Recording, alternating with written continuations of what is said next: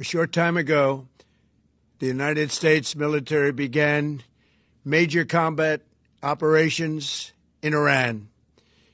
Our objective is to defend the American people by eliminating imminent threats from the Iranian regime, a vicious group of very hard, terrible people. Its menacing activities directly endanger the United States, our troops, our bases overseas, and our allies throughout the world. For 47 years, the Iranian regime has chanted death to America and waged an unending campaign of bloodshed and mass murder, targeting the United States, our troops, and the innocent people in many, many countries. Among the regime's very first acts was to back a violent takeover of the U.S. Embassy in Tehran, holding dozens of American hostages for 444 days. In 1983, Iran's proxies carried out the Marine barracks bombing in Beirut that killed 241 American military personnel. In 2000, they knew and were probably involved with the attack on the USS Cole. Many died. Iranian forces killed and maimed hundreds of American service members in Iraq. The regime's proxies have continued to launch countless attacks against American forces stationed in the Middle East in recent years, as well as U.S. naval and commercial vessels and international shipping lanes. It's been mass terror, and we're not going to put up with it any longer. From Lebanon to Yemen and Syria to Iraq, the regime has armed, trained, and funded terrorist militias that have soaked the earth with blood and guts. And it was Iran's proxy, Hamas, that launched the monstrous October 7th attacks on Israel, slaughtering more than 1,000 innocent people, including 46 Americans, while taking 12 of our citizens hostage. It was brutal, something like the world has never seen before.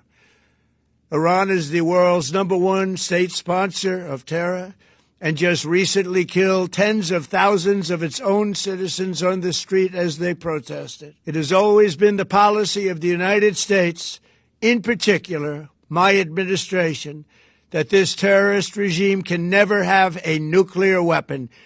I'll say it again, they can never have a nuclear weapon. That is why in Operation Midnight Hammer last June, we obliterated the regime's nuclear program at Fordow, Natanz, and Isfahan.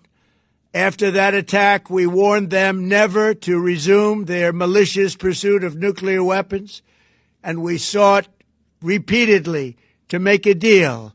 We tried. They wanted to do it. They didn't want to do it. Again, they wanted to do it. They didn't want to do it. They didn't know what was happening. They just wanted to practice evil. But Iran refused, just as it has for decades and decades. They've rejected every opportunity to renounce their nuclear ambitions, and we can't take it anymore. Instead, they attempted to rebuild their nuclear program and to continue developing long-range missiles that can now threaten our very good friends and allies in Europe, our troops stationed overseas, and could soon reach the American homeland. Just imagine how emboldened this regime would be if they ever had and actually were armed with nuclear weapons as a means to deliver their message. For these reasons, the United States military is undertaking a massive and ongoing operation to prevent this very wicked, radical dictatorship from threatening America and our core national security interests.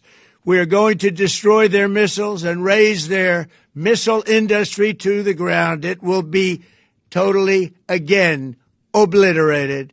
We're going to annihilate their Navy. We're going to ensure that the region's terrorist proxies can no longer destabilize the region or the world and attack our forces and no longer use their IEDs or roadside bombs, as they are sometimes called, to so gravely wound and kill thousands and thousands of people, including many Americans.